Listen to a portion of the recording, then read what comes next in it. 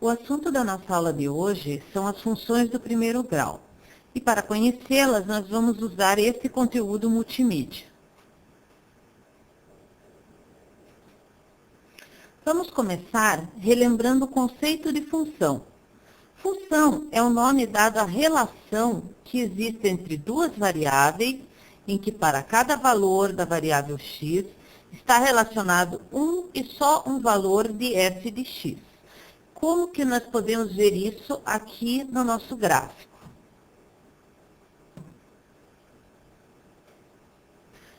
No eixo horizontal, que é esse aqui, nós representamos os valores de x. E no eixo vertical, que é esse aqui, nós representamos os valores de f de x.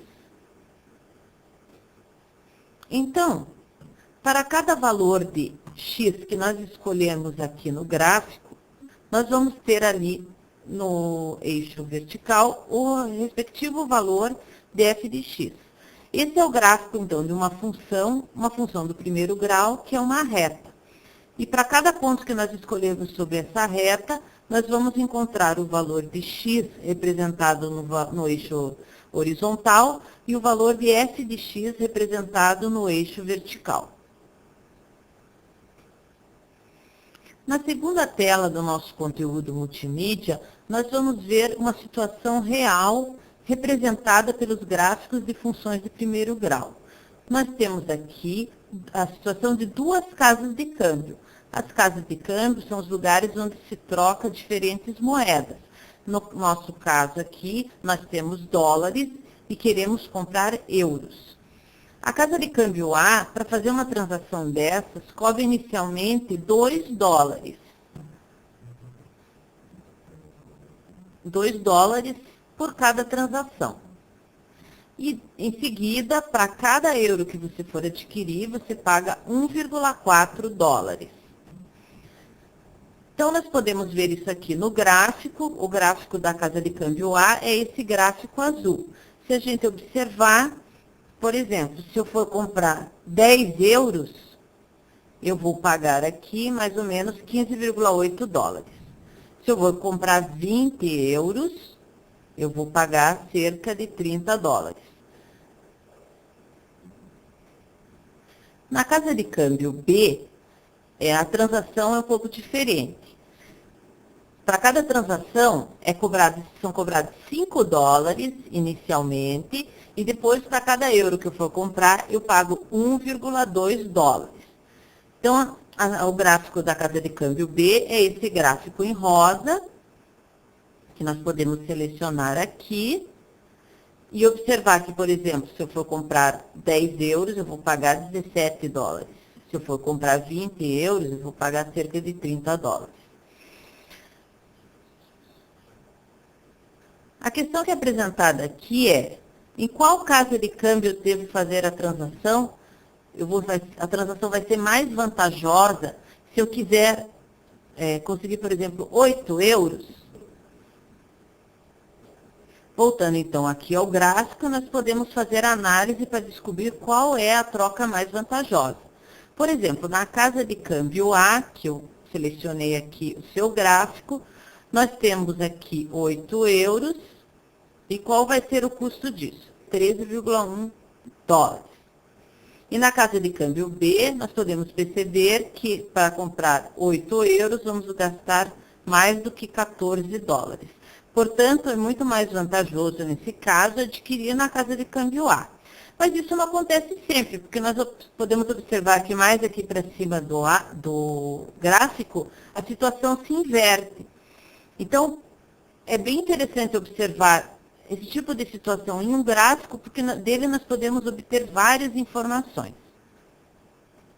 A resposta, então, para a pergunta de qual é o lugar mais vantajoso para eu trocar 8 euros, é realmente a casa de câmbio A, que já está selecionada aqui no nosso... A resposta A já estava selecionada, então vamos conferir e realmente a resposta é essa. Na tela 3 do nosso conteúdo multimídia, nós temos mais uma pergunta em relação às casas de câmbio. Para qual quantidade de euros é indiferente a casa onde eu vá fazer a troca? Ou seja, a quantidade de dólares para trocar em euros vai ser exatamente a mesma nas duas casas. Observando o gráfico, nós podemos identificar esse lugar claramente, que é o lugar onde as duas funções se cruzam, ou seja, para trocar 15 euros. Então, nós podemos aqui selecionar e digitar essa resposta. E vamos conferir. Resposta correta. Mas como foram traçados os gráficos dessas duas funções? A gente seria capaz de reproduzir o gráfico conhecendo essas informações? Bom, vamos relembrar quais informações da casa de câmbio A e da casa de câmbio B. Na casa de câmbio A, a transação custa 2 dólares. E a quantidade de dólares por euro é 1,4. Então, aqui no gráfico da casa de câmbio 1, temos que multiplicar a quantidade de euros por 1,4. Então, eu vou aumentar aqui esse valor até obter 1,4, que é multiplicado por euros. E a esse valor eu devo somar 2 dólares, que já estão representados aqui, que é o custo da transação.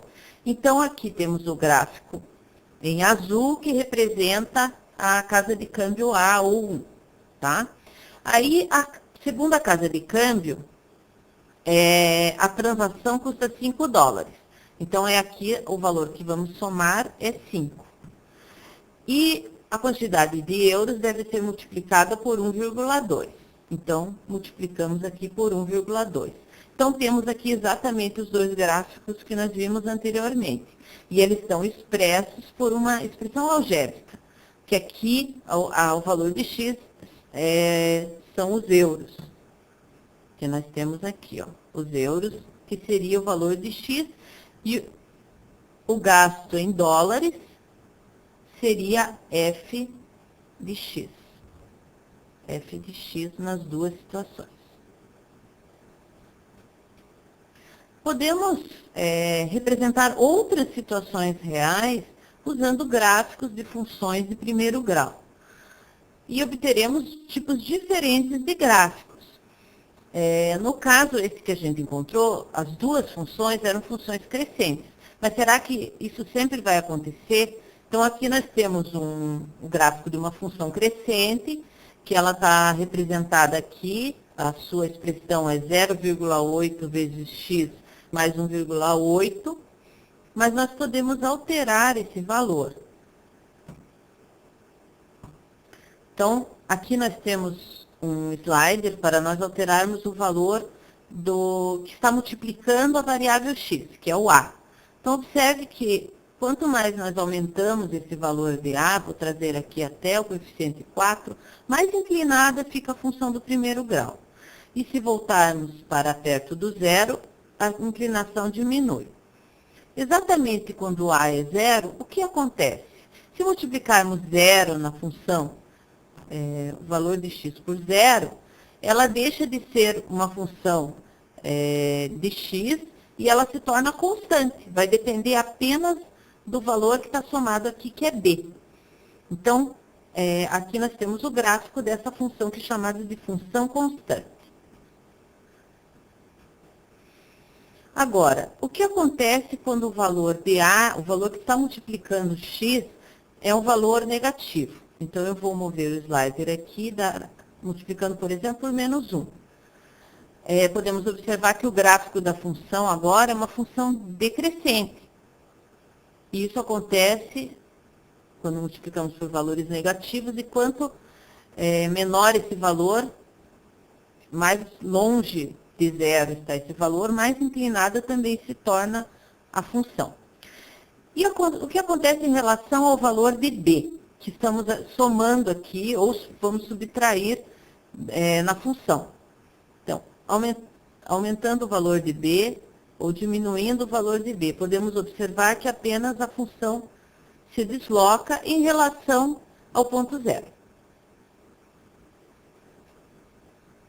Outra coisa interessante que podemos observar no gráfico de uma função é o ponto em que essa função corta o eixo x. Esse ponto é chamado de zero da função. Aqui, por exemplo, nós temos o zero aqui no ponto 3.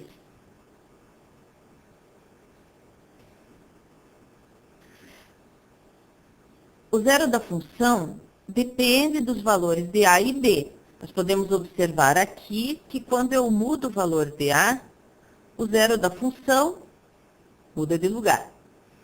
E também quando eu mudo o valor de B. Aqui no nosso problema, que está indicado aqui no conteúdo multimídia, ele pede que a gente altere a função dada de forma que o zero ocorra em x igual a 3. Então, vamos tentar obter esse valor aqui.